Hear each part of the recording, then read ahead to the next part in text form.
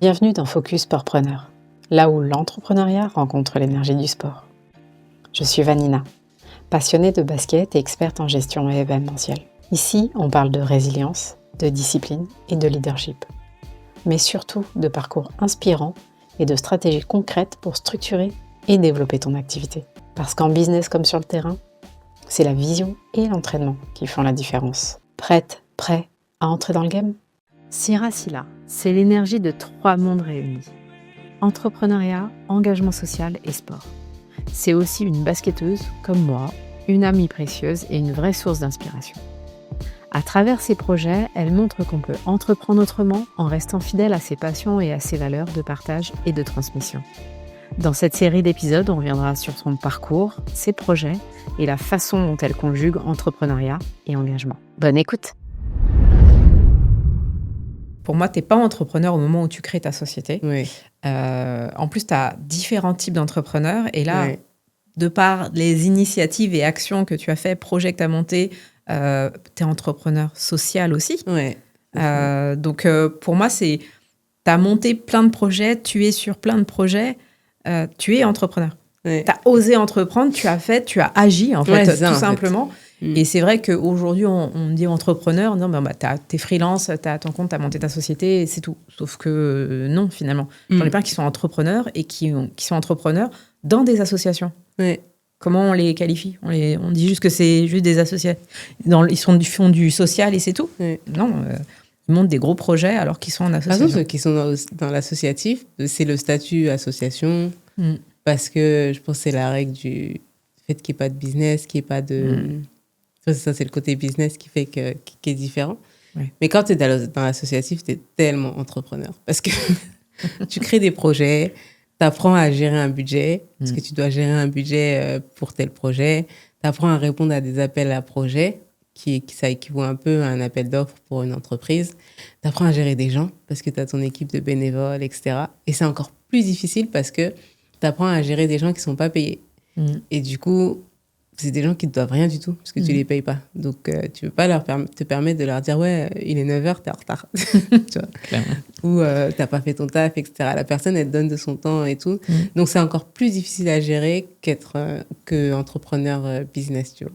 Donc, pour moi, tous ceux qui sont dans l'associatif, là, mais c'est des entrepreneurs nés. Et puis, tu apprends à tout faire. Parce que quand tu es dans l'associatif, des fois, c'est toi et toi. Donc, tu fais tout. Tu dois passer une commande, créer un design, créer un visuel. Donc, tu fais tellement tout qu'au final, ça te donne plein de casquettes qui, quand tu es dans une entreprise classique, en fait, tu as un rôle. Une personne a un rôle. Et dans une entreprise classique, ce rôle-là, il serait divisé en 25 postes. Parce que tu as un graphiste, tu as une personne qui gère les factures, une personne qui gère la relation publique. Tu as différentes personnes qui gèrent différentes choses. Dans l'associatif, tu peux avoir une personne qui gère toutes ces choses-là. Donc, en fait, tu es entrepreneur dans l'âme quand tu es dans l'associatif. C'est juste que oui, comme tu dis, tu es entrepreneur social, quoi. Il n'y a pas le côté business, quoi. Ouais, c'est ça. Tu as parlé de subventions, les recherches de financement, les recherches de partenaires, tous ces sujets-là qui sont... Ok, peut-être que quand tu t'as lancé ton association, tu voulais aider des jeunes, puis à la finale, tu dois gérer ta compta, faire ta communication, tes visuels. T'apprends sur le tas, t'as pas le choix. Ouais, en fait. t'as pas le choix. Ouais, c'est un peu ça, ouais. Donc, ok. On va jouer à une sorte de petit jeu, toutes les deux. Ok. Alors, tu l'as dit, tu as eu beaucoup d'activités, tu as eu beaucoup de projets, etc. Là, je vais te donner juste le nom, ou une phrase, et tu vas juste me pitcher en une phrase, un pitch pour me dire un peu ce qui est et un souvenir ou une leçon.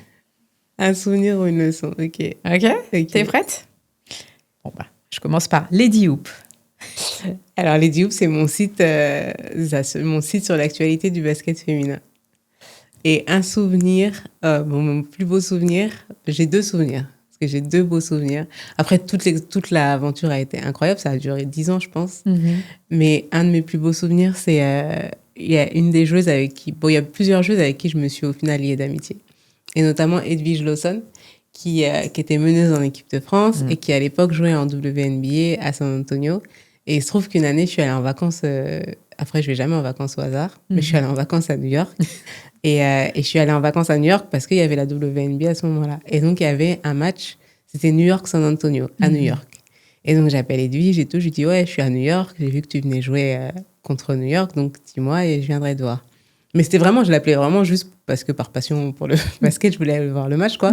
Et puis la voir parce que ça faisait longtemps que je l'avais pas vu. Ouais. Et donc, je vais voir le match. Je me fais accréditer. C'était hyper facile. Et j'ai halluciné parce qu'en France, je galérais tout le temps à me faire accréditer alors qu'il y avait personne qui couvrait le basket féminin. Ouais. Et aux États-Unis, j'ai appelé, j'ai dit oui, je suis un média français, je couvre le basket féminin. Ils m'ont dit, oh, bah viens, accréditation, t'as ta place, etc. Ils te donnent un t-shirt de l'équipe et tout. Vas-y. Hyper simple. Et j'ai découvert que c'était en fait la France qui était compliquée. Je pensais que c'était le monde entier. Et en fait, j'ai découvert que c'était la France qui se compliquait vraiment les choses à l'époque. Et du coup, à la fin du match, elle me cherchait, donc je descends et tout. Je lui dis bonjour, etc. Elle me dit, bah viens. Et du coup, je dis, bah viens où? T'es pas changée et tout. Et je la suis. Et en fait, bah, je vais dans les vestiaires.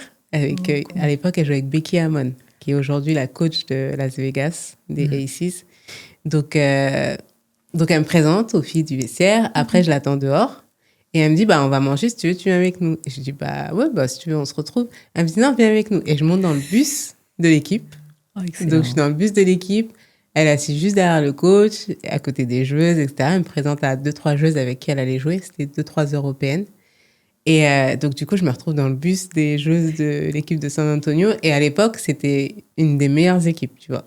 Genre, elles ont gagné un titre, etc. Donc, c'était vraiment une des meilleures équipes de WNBA.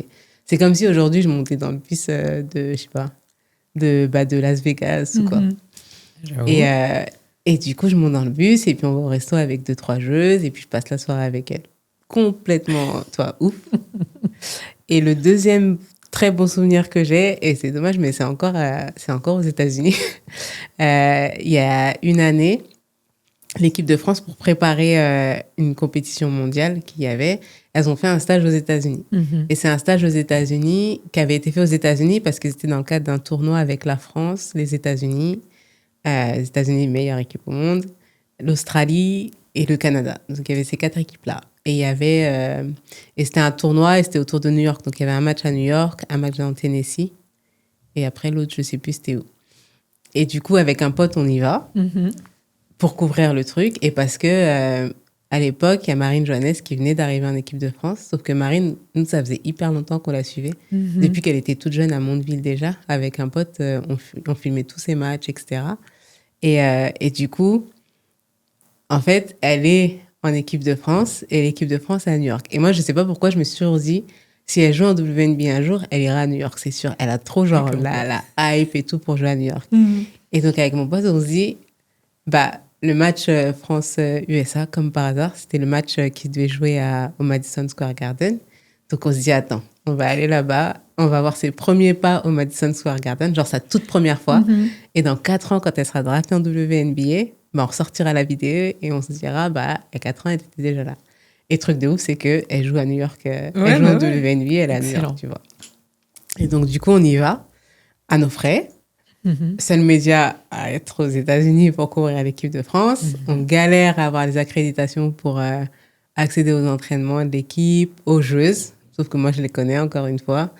Donc, je les appelle, etc.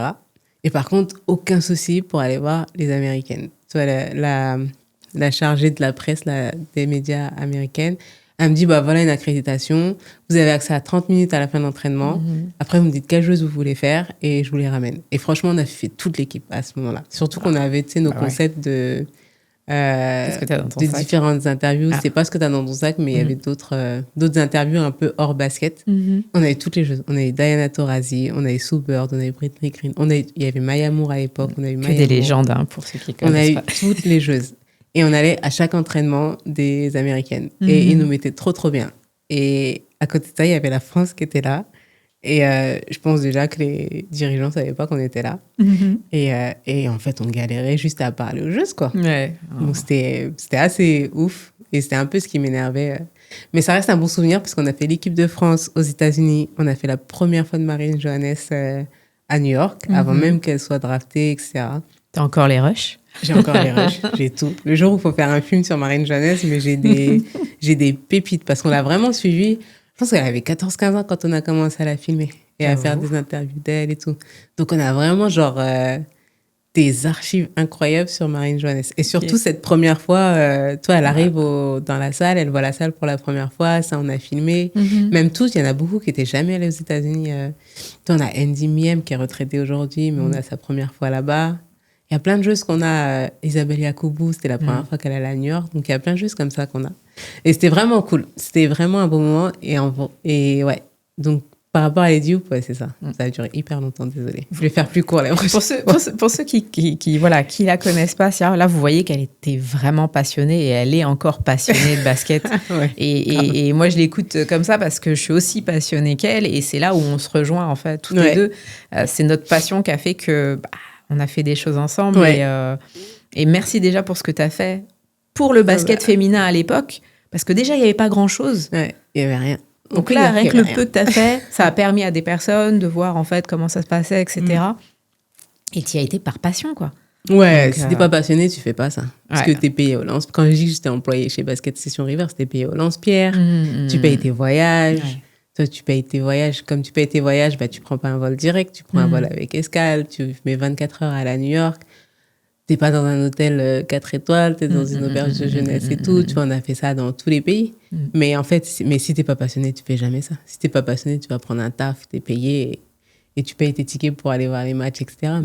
Mais là, il y a que la passion qui te fait faire ça pour rien. Ouais. C'est ça, c'est pour rien, en fait.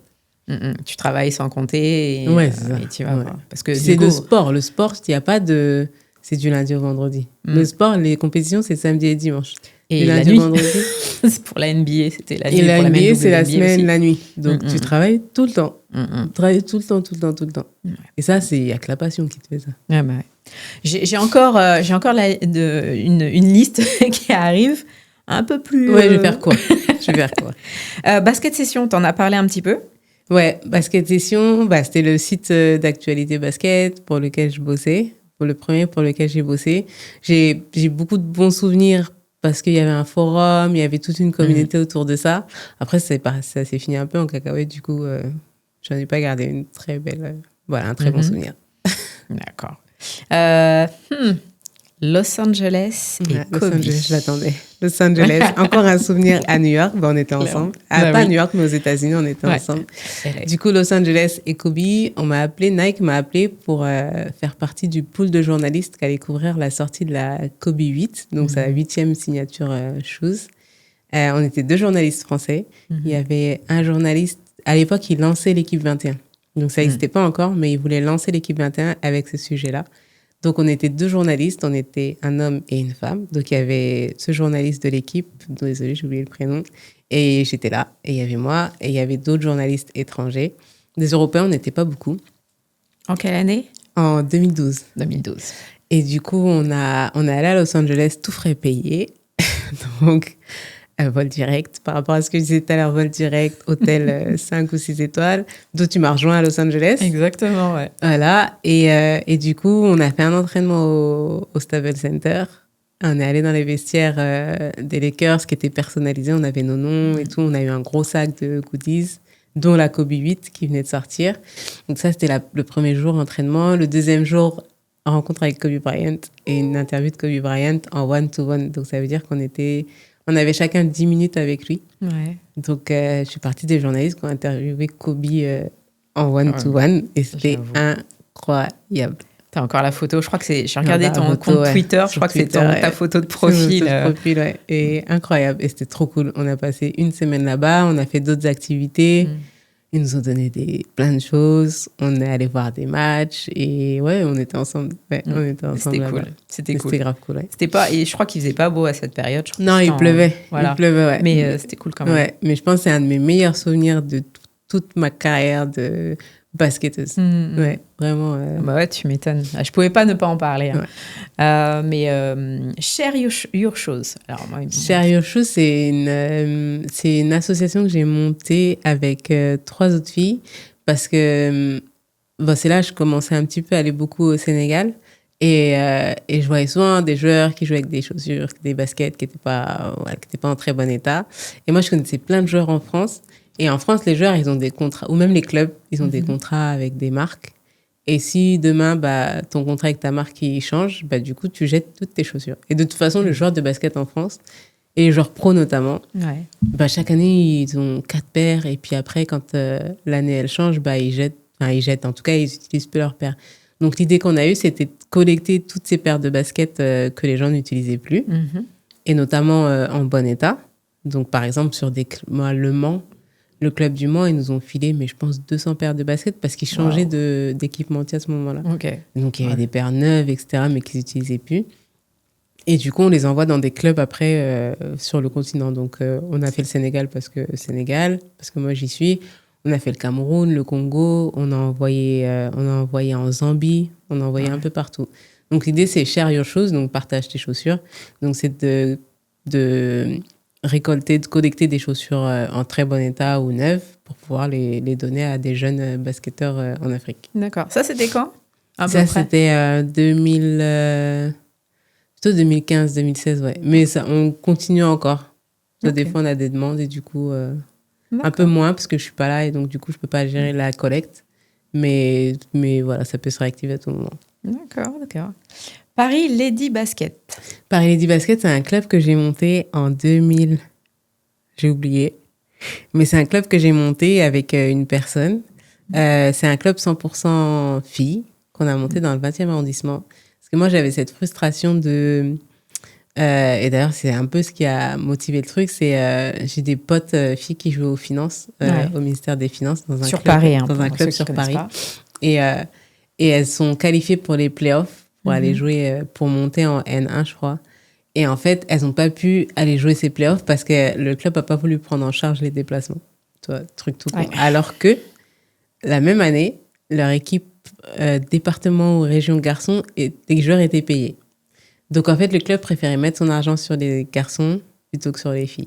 Et à chaque fois, c'est pareil. Quand, en France, dans beaucoup de clubs, quand, par exemple, il y a le vestiaire homme, vestiaire fille, et s'il y a un vestiaire qui est en travaux, par exemple, le vestiaire homme est en travaux, et au lieu de dire aux hommes, allez vous changer je sais pas où, on va dire aux filles, allez vous changer je sais pas où, et on va donner le vestiaire fille aux hommes. Donc, les inégalités, en tout cas, sur les équipes filles et hommes, moi, ça m'énervait un peu. Et du coup, je me suis dit, en vrai... La seule solution pour vraiment mettre tout ton argent sur des filles, c'est d'avoir un club que de filles.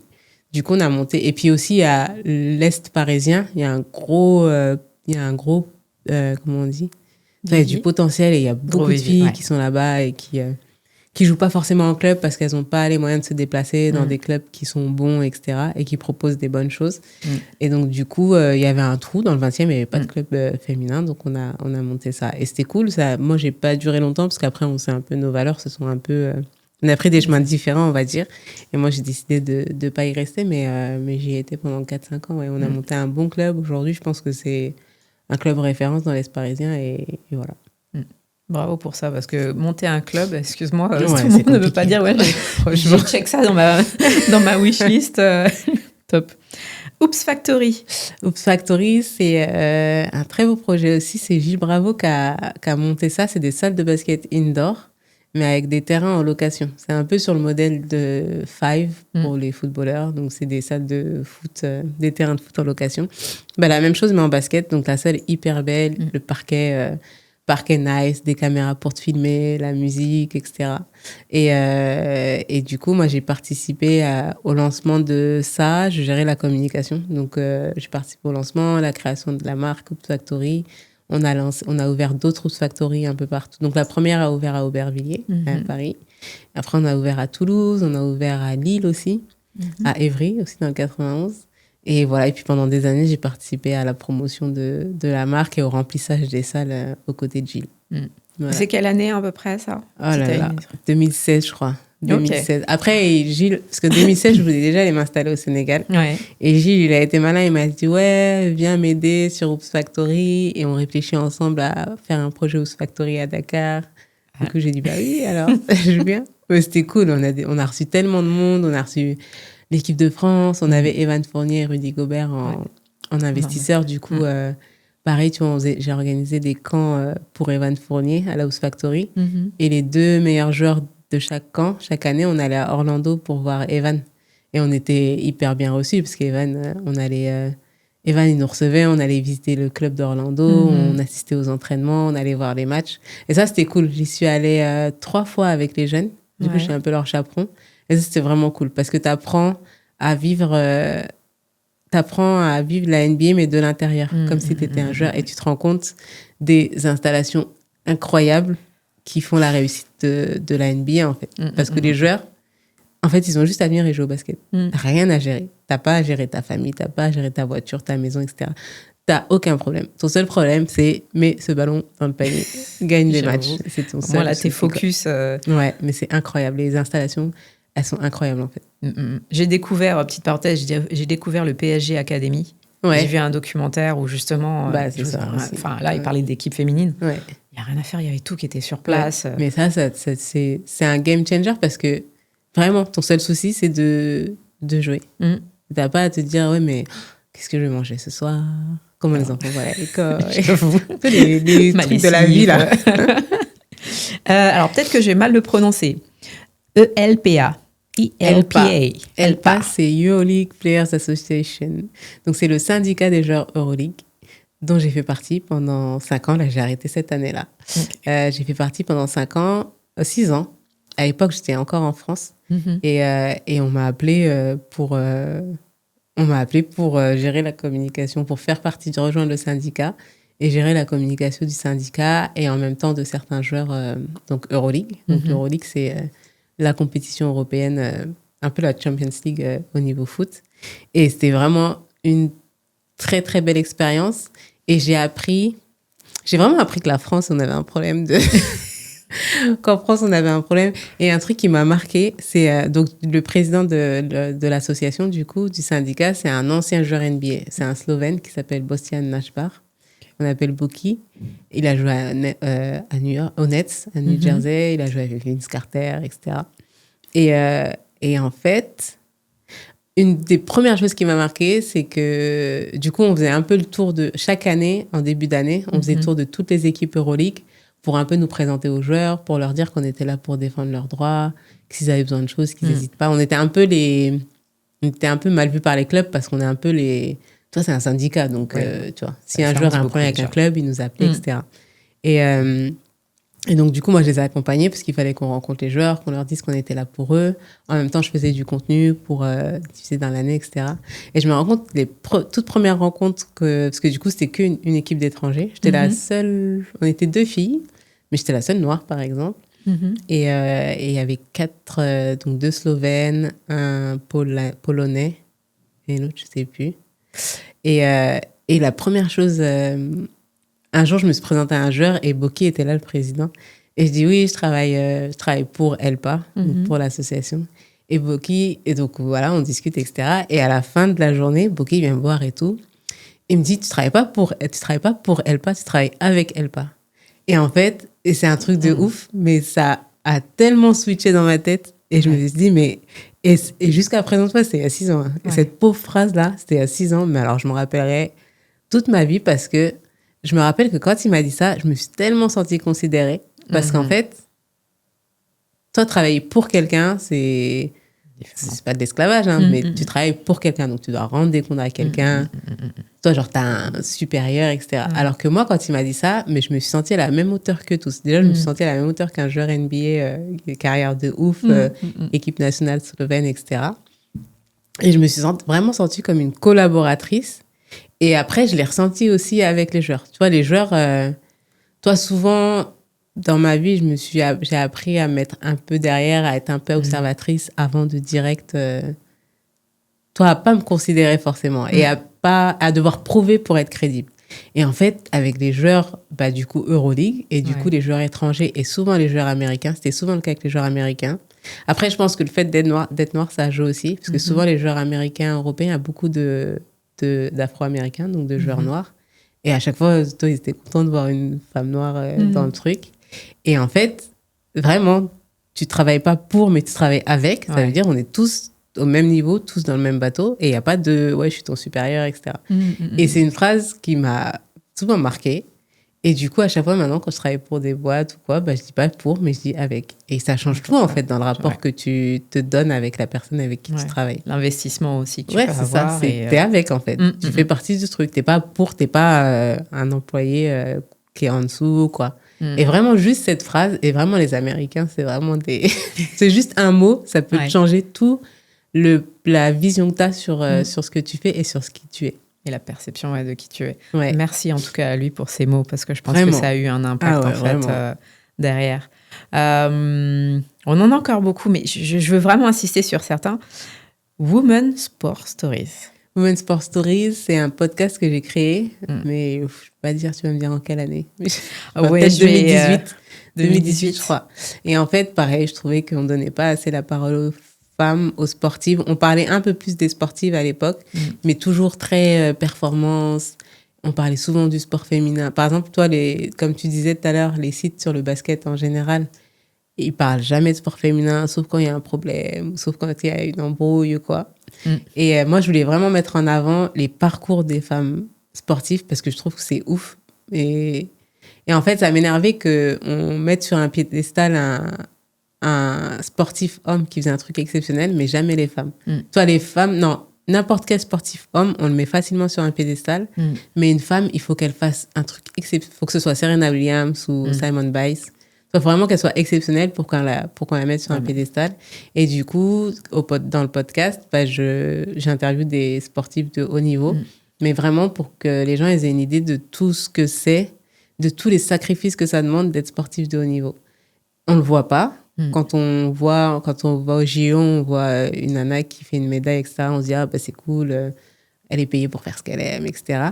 Mais derrière tout ce que ça demande dans ta vie personnelle, tous les sacrifices que ça demande quand tu es sportif de haut niveau, que tu joues en équipe de France, ça veut dire que tu as ta carrière, tu as ta saison en club de septembre à mai. Juin, juillet, août, tu es en truc d'équipe de France, en rassemblement. Du coup, tu vois pas tes neveux, tes nièces grandir, tu vois pas ta famille, tu vois pas tes potes l'été, t'es pas en vacances avec tes potes. Les sacrifices que tu demandes, là aujourd'hui, c'est facile entre guillemets, de lier maternité et sport de haut niveau. À l'époque, t'attendais ta fin de carrière pour faire un enfant. Et encore. Ça veut dire on arrivait même à contrôler le corps des femmes et ce qu'elles voulaient, parce que c'était pas adapté d'être maman et en même temps d'aller jouer en équipe de France, etc. Et aujourd'hui, ça a évolué. Mais moi, c'était ça, en fait. Le podcast, il racontait vraiment les femmes, ce qu'elles avaient fait, évidemment, dans leur carrière sportive, mais également les sacrifices que ça avait demandé, comment elles se sont construites par rapport à ça, comment elles naviguaient entre être une femme, être une sportive de haut niveau, etc. Donc, coachée par un homme aussi qui ne connaît pas forcément les femmes. C'était hyper cool. Ouais. Parce que tu n'as pas précisé, mais sportif de haut niveau, mais de plusieurs sports. Dans tous les sports, peux me citer un peu les sports? Pour le coup, il y avait... j'ai fait forcément les basketteuses parce que c'était facile. Basketteuse, j'ai fait la gym. Et par exemple, j'ai découvert le monde de la gym. Et le monde de la gym pour les filles qui sont très, très jeunes. Et c'était hyper cool. La gym, la natation, avec Malia Metella qui racontait qu'elle s'entraînait... À 12 ans, elle s'entraînait tous les matins à 4 heures du matin, un truc que moi je ferais jamais, tu vois. Donc c'est ce qui fait la différence entre elle et moi. Oui, mais toi, tu regardais des matchs NBA en pleine nuit, donc c'est pas super différent. Gym, j'ai fait karaté, j'ai fait une escrimeuse, j'ai fait même 2 escrimeuses. J'ai fait plein de sports différents. Et ça, c'était cool. C'était la première fois que je sortais du basket. Mais je restais dans le sport et dans les femmes. Mais c'était hyper cool. Là, je fais une demande. Je voudrais bien que ça ressorte. J'aimerais bien que ça reprenne aussi. On s'en reparle. Ladies and Basketball. Ladies and Basketball, c'est une association que j'ai montée. À la base, j'ai monté cette association parce que j'ai créé une marque. Parce que je voulais que le message... En fait, je voulais qu'il y ait un message qui passe. Et la marque, le slogan de la marque, c'est Girls Can Dunk. Et en fait, ce message Girls Can Dunk, ou Girls Can, c'était Girls Can, et on ajoutait Dunk parce qu'on est dans le basket. Et c'était que les filles sont capables de tout ce dont les hommes sont capables. Et c'est de mettre dans la tête des filles... C'est un message fort. Qu'elles étaient... les archives. Les archives. Voilà. Un peu déchirées, je l'ai déchiré là, mais le petit tote bag. Et du coup, ça, c'est pas le premier. C'est après avoir lancé la première connexion, j'étais partie au Sénégal et j'avais mixé... Il y avait le t-shirt. Voilà, ça, c'était le premier t-shirt. sais pas si on voit bien. Donc c'est... mais Putain, tu voilà. l'as encore. Bah oui, j'ai encore. Voilà. J'ai Là, encore. je pense qu'aujourd'hui, je me fais arrêter par Jordan Brand. Mais, Bon, on va Mais en fait, c'était ça. Mais en tout cas, l'idée, c'était de faire passer ce message, mais aussi de créer une ligne de vêtements qui est adaptée. Parce que tu sais, quand on est basketteuse, je sais que les basketteuses, on se reconnaît. Et qu'on a des t-shirts. À l'époque, en tout cas, on s'habillait en large à l'époque. puis en plus, On s'habillait pas serré comme aujourd'hui. Et du coup, on avait nos t-shirts et on rentrait les manches sous la brassière parce que la manche, ça gênait, etc. Et donc, j'ai imaginé une coupe et surtout un concept. Ouais, un concept. En fait, j'avais des scratchs au niveau des épaules. Et du coup, tu pouvais nouer ton... Ouais, tu pouvais retrousser ta manche et mettre le scratch. Et en fait, ça empêchait la manche de descendre. Et le scratch, en fait, était là. Voilà. Il était là. Démonstration. Démonstration. Et du coup, tu n'avais pas besoin de bloquer ça sous la bretelle de ta brassière. Et après, la coupe, elle était large, mais elle était quand même assez féminine. Donc ça, par exemple, tu vois, quand je te disais tout à l'heure que bon, quand tu es dans l'associatif, bah, tu fais tout. Et bah, ça, par exemple, j'ai dessiné un modèle. Je suis allée sourcer des... Parce que le truc du scratch, là, c'est hyper compliqué. Donc, je suis allée sourcer des comment ça s'appelle ? Des prestataires en Chine. Ouais. Parce qu'on a du coup les premiers. Ah oui, du coup, c'était en Chine. J'avais un doute, en fait. Ouais. J'ai travaillé sur le design du dessin avec... je sais plus qui m'a fait le dessin, mais une illustratrice. J'ai géré des commandes, j'ai géré la réception des produits, j'ai géré des soucis parce que j'avais payé la Chine, le virement, il l'avait pas reçu. Du coup, j'ai dû leur renvoyer alors que l'argent était arrivé. Enfin, je me suis fait arnaquer. Mais du coup, j'ai reçu la réception des produits, j'ai géré les commandes à faire, j'ai géré le site à créer. C'était un site e-commerce pour pouvoir vendre les trucs. L'envoi à des influenceuses pour pouvoir le promouvoir, etc. Et il y a eu plusieurs collections comme ça, plusieurs modèles. Donc, pour le coup, ça, c'est ma première très grosse aventure entrepreneuriale. Mais entrepreneuriale, non, pas du tout. Tous les jours, je me dis, faut que je relance. J'aimerais bien relancer. Et je commence à le faire au Sénégal avec Dakar Oops. Mais c'était vraiment une très belle expérience. Mais vraiment, là, j'ai appris à tout faire. Gérer les factures, gérer la compta. Mais vraiment tout de A à Z. Ça veut dire, tu sais, quand tu vois les boutiques, là, et qu'elles ont quelqu'un qui prépare les commandes, quelqu'un qui fait ça, et ben moi, j'ai tout fait. De A à Z, je recevais les colis chez moi, avec l'aide de Julien Navas, quand même, qui m'a aidé sur ça. Mais on recevait les trucs chez nous. J'allais à la poste pour les livrer, etc. Tu gérais aussi, malheureusement, le service après-vente, quand c'était pas la bonne taille, machin et tout. Vraiment, genre, tout de A à Z. Et ça, vraiment, mais t'en apprends, mais t'apprends tellement, en fait. Ouais, et je pense que c'est là que je me suis définie comme entrepreneur. À ce moment-là, tu te rappelles de l'année ou pas ? Je fais exprès c'est parce quoi, que c'est 2014 2014 ouais. 2015-2016, ouais. Donc, tu as quand même... Je vais juste remettre... Donc, tu as dit 2014-2015. Ouais. Tu as mis, du coup, sur ta marque, sur les produits de ta marque, Girls Can Dunk. Ouais. C'est seulement là qu'on voit maintenant, mais peut-être qu'il y en avait, on n'en avait jamais vu, tu vois, elles n'ont jamais été filmées, mais du coup, on voit, en fait... Des filles dunker, ouais, voilà. Il y en a eu une ou deux, il y avait Candace Parker qui a dunké en match. Franchement, on les compte.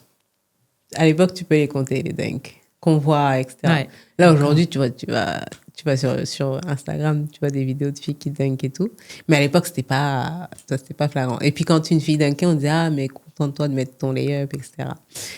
Mais ouais, c'était un message que vraiment je voulais que vraiment le message passe, mais je voulais que les fringues elles soient cool aussi en même temps. C'était vraiment une belle aventure. Oui, non, mais je confirme. Moi, j'ai gardé mon sac, il est juste un petit peu cassé, mais je pense que je suis pas la seule. Et non, des fois j'envoie. On m'envoie des photos relance. Attends. Mais en tout cas, les Design Basketball, c'était ça au début, et après c'est devenu une association. Ouais, pour l'empowerment des femmes à travers le basket. Et ça continue encore aujourd'hui à Dakar. Merci d'avoir suivi ce 2e épisode avec Syrah. On a exploré ensemble ses projets associatifs et entrepreneuriaux. Et dans le prochain, place à une discussion plus intime autour de l'entrepreneuriat et de la maternité. Un échange sincère et inspirant. Je vous dis à bientôt sur Focus Sportpreneur.